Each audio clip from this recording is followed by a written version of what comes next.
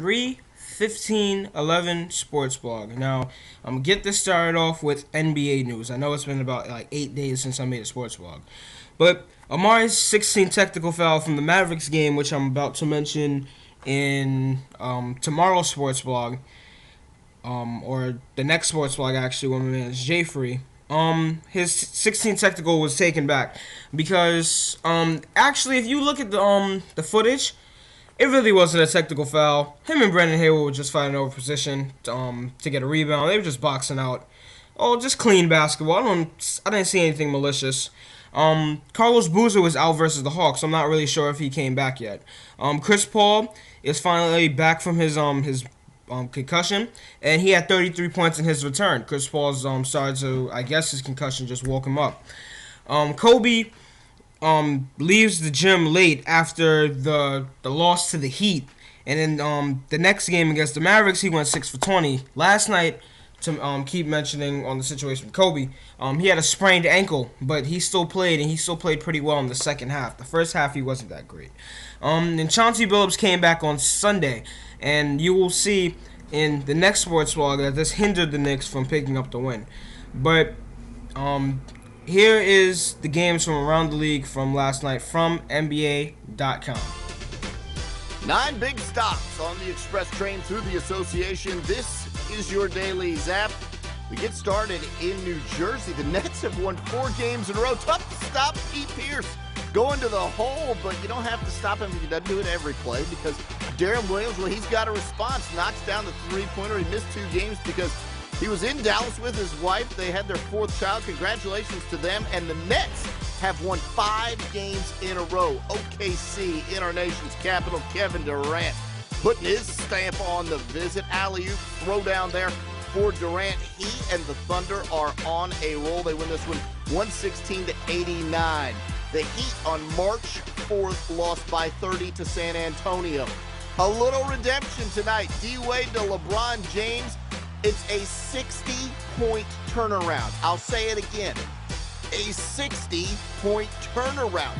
Miami takes down San Antonio by 30 down in South Beach. They're partying. Your final score, 110-80. Chris Bosh, the big star in this game.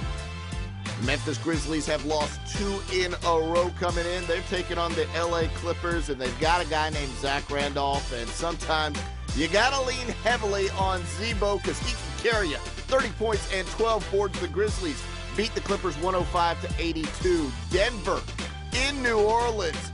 Ty Lawson, Raymond Felton. The Denver Nuggets shooting threes everywhere. They win it by 11, 114-103. The Houston Rockets and Phoenix Suns trying to make up ground, trying to get that 8th slot in the Western Conference playoffs. Jared Dudley, a chance to win at the buzzer. His three-pointer is offline, and Houston hangs on by a pair. They take it 95-93. Utah hosting the Philadelphia 76ers. This game goes into overtime, and look at Andre Kirilenko climbing up and over Andre Iguodala. That's a little unfair, though. He's got some long arms. There's Al Jefferson. He had a huge game. He paced the Utah Jazz. Utah takes down Philly in overtime 112-107. Sacramento's lost 2 games this year to Golden State, both games in overtime. Marcus Thornton, though, career high 42 points. Don't forget about Samuel Dallenberg. Also, he had a career high 27. The Kings get the win. And the Lakers hosting the Orlando Magic. You know the stars.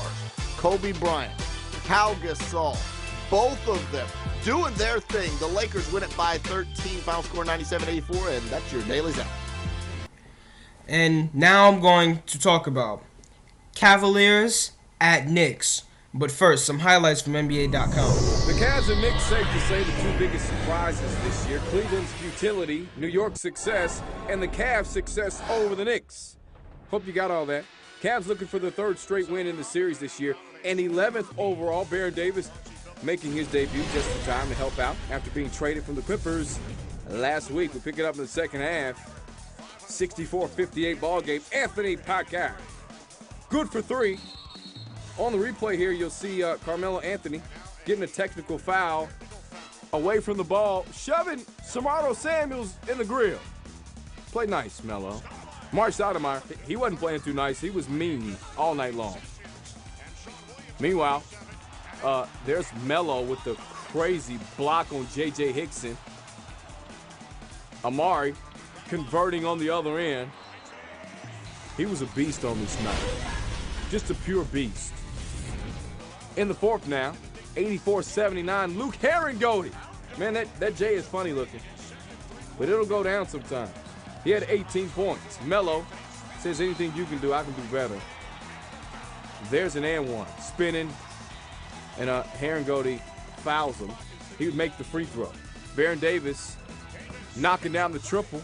Cavs hanging in there. This is the worst team in basketball, people. Ramon Sessions crossover to the cup. We got ourselves a tie ball game. The Knicks trying to respond. There's Melo, 29 points and 5 rebounds, but it's all even at 110. Just over a buck left in the game. Stoudemire pistachios in this one. He had 41 in the game. J.J. Hickson kicking it to Anthony Parker. He knocks it down. What do you know? The Cavs with the lead. And looking for more. There's Baron Davis. He finished with 18 points, 5 assists. Cleveland up by 4. Stoudemire gets that one to go. He was 16 of 32 from the field. Knicks not dead. Within one. Ramon Sessions foul. He goes to the free throw line, misses the first, makes the second. So it's a 2-point ball game. Knicks with a chance to tie or win. Melo, rocking his hand, gets called for the offensive foul. Good call. Melo knows it. The Cavs beat up on the Knicks for the 11th consecutive time, winning by 4. Now, the video doesn't mention for the Cavs, Anthony Parker had 13 points, Samuels had 15 points, and for the Knicks, Landry Fields had 17 points, and Tony Douglas chipped in with 11 points. For the Cavs first, started with the keys, they hit big shots.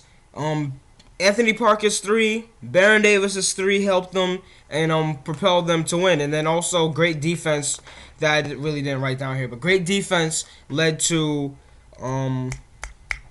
the win because Melo drove and then it was just a bad drive. He should have pulled up and shot. For the Knicks, lack of ball movement. They only had 13 assists compared to the Cavs, who I think were in at least the 20s in their assist column. Usually the Knicks are in like 25 assists per game maybe because Mike D'Antoni's offense is circled or centered around that.